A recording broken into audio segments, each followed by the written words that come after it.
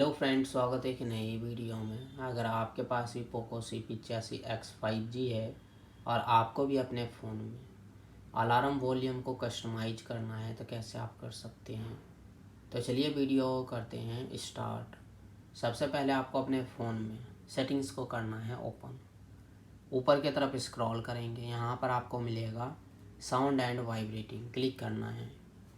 उसके बाद आपको यहाँ पर मिलेगा अलार्म, ठीक नीचे मिलेगा स्विच पर क्लिक करके आप राइट की तरफ स्क्रॉल करेंगे तो आपका अलार्म वॉल्यूम इंक्रीज हो जाएगा।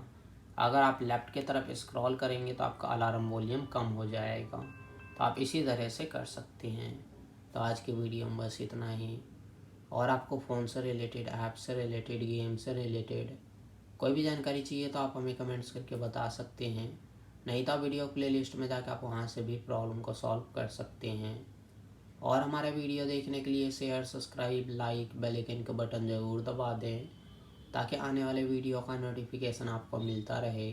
मिलते हैं नेक्स्ट वीडियो में एक नई टॉपिक के साथ। तब तक के लिए नमस्कार।